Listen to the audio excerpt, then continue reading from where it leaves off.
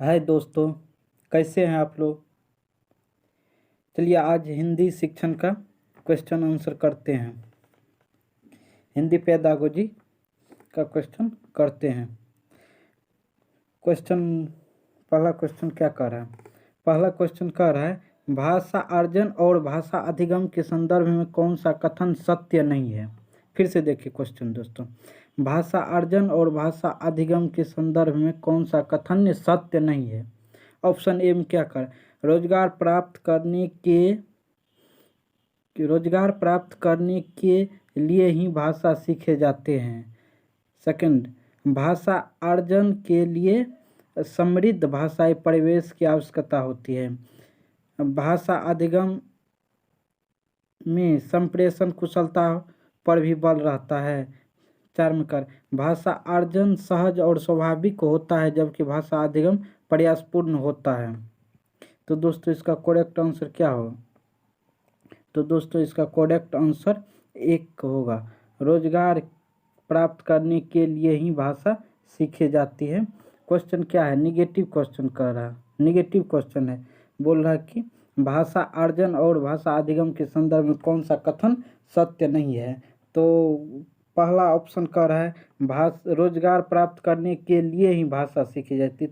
दोस्तों ऐसा बात नहीं है जो रोजगार के लिए ही भाषा सीखी जाती है, तो इसीलिए इसका करेक्ट आंसर 1 होगा। फिर अगले क्वेश्चन की ओर चलते हैं। अगला क्वेश्चन कह रहा है वाइगोत्स्की के अनुसार किसी शब्द का अर्थ। क्वेश्चन क्या कर रहा है, क्वेश्चन कर रहा है वाइगोत्स्की के अनुसार किसी शब्द का अर्थ। ऑप्शन 1 में कर वक्ता पर निर्भर होता है।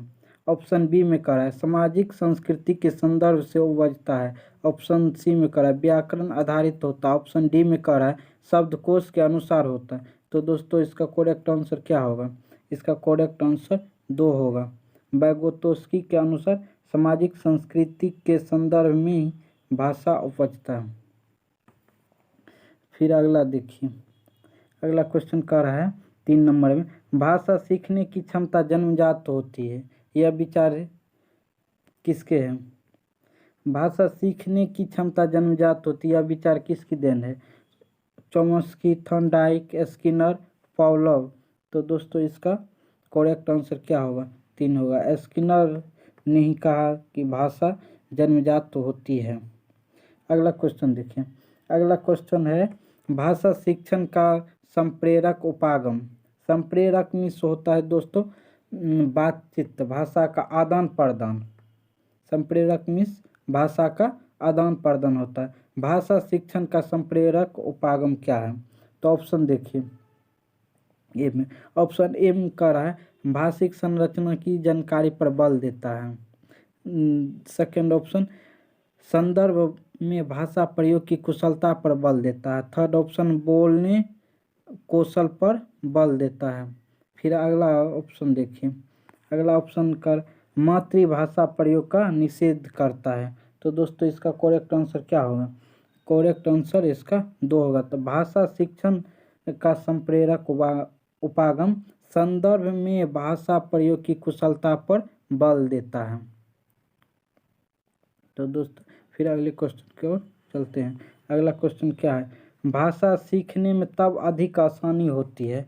भाषा सीखने में तब अधिक आसानी होती है जब, ऑप्शन देखिए, पाठ्य पुस्तक नहीं पढ़ाई जाती है, बच्चों को समृद्ध भाषाई परिवेश उपलब्ध कराई जाती है, भाषा की शिक्षा नहीं होती है, जब शिक्षक कहानी सुनाते हैं। तो दोस्तों इसका करेक्ट आंसर क्या होगा, भाषा सीखने में तब अधिक आसानी होती है जब बच्चों को समृद्ध भाषाई परिवेश उपलब्ध कराई जाती है।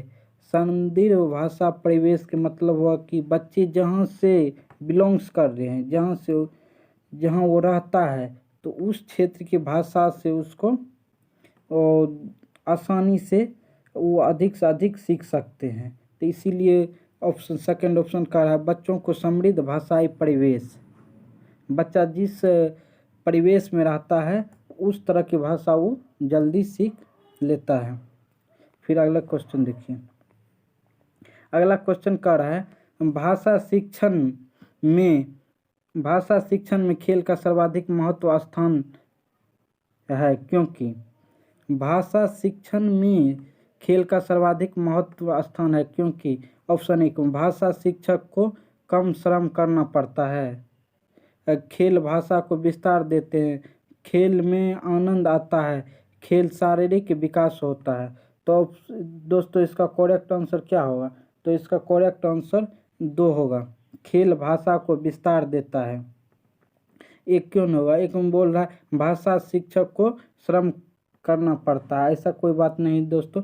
खेल में आनंद आता है, हाँ आनंद आता है खेल में, बट क्वेश्चन कर रहा था भाषा शिक्षण के खेल में सर्वाधिक महत्व क्या है, तो इसीलिए इसका करेक्ट आंसर 2 होगा। फिर अगला क्वेश्चन देखिए, अगला क्वेश्चन कर रहा है पाठ के अंत में अभ्यास और गतिविधियों का उद्देश्य नहीं है। क्या करा? पाठ के अंत में अभ्यास और गतिविधियों का उद्देश्य नहीं है। ऑप्शन ए में भाषा का विस्तार करना, 2 में सृजनात्मक का विस्तार करना, 3 में बच्चों को अभिव्यक्ति का अवसर प्रदान करना, 4 में प्रश्न उत्तर के सरलता से याद करवाना। तो क्वेश्चन निगेटिव है दोस्तों। क्वेश्चन क्या है? पाठ के अंत में अभ्यास और गतिविधि का उद्देश्य नहीं है। तो ऑप्शन ए में भाषा का विस्तार करना ये उद्देश्य है, सृजनात्मक का विस्तार करना ये भी उद्देश्य है, बच्चों को अभिव्यक्ति का अवसर प्रदान करना ये भी उद्देश्य है। तो इसीलिए चौथा ऑप्शन कर रहा है प्रश्नों के उत्तर सरलता से याद करवाना। तो दोस्तों ये इसका आंसर होगा। निगेटिव क्वेश्चन है इसीलिए इसका आंसर 4 होगा, क्योंकि एनसीएफ 2005 कहता है याद नहीं करवाना है, उसको समझाना है, इसीलिए इसका आंसर 4 होगा। फिर अगले क्वेश्चन को चलते हैं। अगला क्वेश्चन है पठन पाठन के अंत में ऐसे अभ्यास एवं गतिविधि हो, पठन पाठन के अंत में ऐसे अभ्यास एवं गतिविधि हो जो ऑप्शन 1 में देखिए सरल भाषा वाले हो, बच्चों को खुद से कुछ करने और सीखने का अवसर हो, केवल पाठ से ही संबंधित हो, बिल्कुल पाठ आधारित नहीं हो। तो दोस्तों ये दोनों तो ऐसे ही कट जाता है। ऑप्शन 1 में है सरल भाषा वाले हो, सही है, लेकिन ऑप्शन 2 में क्या है? बच्चों को खुद से करने और सीखने का अवसर हो। तो इसीलिए दोस्तों इसका करेक्ट आंसर 2 होगा। यहाँ पे बच्चा एक्टिव है, खुद से कर रहा है, तो इसीलिए दोस्तों इसका करेक्ट आंसर 2 होगा। फिर अगला क्वेश्चन देखिए, अगला क्वेश्चन कह रहा है एक प्रगतिशील कक्षा में अधिगम मतलब होता है दोस्तों सीखना, लर्निंग। एक प्रगतिशील कक्षा में अधिगम, तो इसका ऑप्शन देखिए एक सरल सक्रिय प्रक्रिया है, एक सामाजिक प्रक्रिया है, केवल औपचारिक अनुदेशन द्वारा ही हो सकता है, 4 में करा परीक्षाओं पर प्रतिबंधात्मक है। तो दोस्तों ये दोनों तो कट गया, तो इसका फिर देखिए एक सरल प्रक्रिया है, ये है ऑप्शन 2 में करा एक सामाजिक प्रक्रिया है, तो इससे अच्छा बेटर ये है, तो इसीलिए इसका करेक्ट आंसर दोस्तों 2 होगा, एक सामाजिक प्रक्रिया है। फिर अगला क्वेश्चन देखिए, अगला क्वेश्चन एनसीएफ से है, निम्नलिखित में से क्या एनसीएफ 2005 के मार्गदर्शक सिद्धांत नहीं है? क्या करें? निम्नलिखित में से क्या एनसीएफ 2005 के मार्गदर्शक सिद्धांत नहीं है? ऑप्शन देखिए ज्ञान को स्कूल के बाहरी जीवन से जोड़ना, सही है, लेकिन यहाँ पे क्वेश्चन क्या है? निगेटिव है, कह रहा है कि मार्गदर्शक सिद्धांत नहीं है। तो स्कूल को ज्ञान को बाहरी जीवन से जोड़ना, पढ़ाई को रटने की प्रणाली से जोड़ना, तो दोस्तों ये गलत है, फिर ये गलत है। और ऑप्शन देखते हैं आगे ऑप्शन क्या है। अगला ऑप्शन है कक्ष को गतिविधि से जोड़ा जाए, इसे लचीला बनाया जाए, ये भी सही है। 4 में पाठ्यचर्या पाठ्य पुस्तक केंद्रित न रह जाए, यहाँ पे क्या कर रहा है? पाठ्यचर्या पाठ्य पुस्तक केंद्रित न रह जाए, इसका मतलब पाठ्य पुस्तक से अलग भी लिया जाए। तो दोस्तों इसका करेक्ट आंसर क्या होगा? इसका करेक्ट आंसर होगा पढ़ाई को रटने की प्रणाली से जोड़ना जाए। जोड़ना, पढ़ाई को रटने की प्रणाली से जोड़ना। तो दोस्तों एनसीएफ क्या कर रहा है? एनसीएफ कह रहा है कि पढ़ाई को रटना नहीं, उसको समझना है। तो इसीलिए इसका करेक्ट आंसर दोस्तों 2 होगा। फिर अगले क्वेश्चन की ओर चलते हैं। अगला क्वेश्चन क्या कर रहा है? अगला क्वेश्चन कह रहा है निम्नलिखित में से कौन से सृजनात्मक प्रक्रिया है? निम्नलिखित में से कौन से सृजनात्मक प्रक्रिया है? 1 में सोचना, 2 में खेलना, 3 में दौड़ना, 4 में इनमें से कोई नहीं।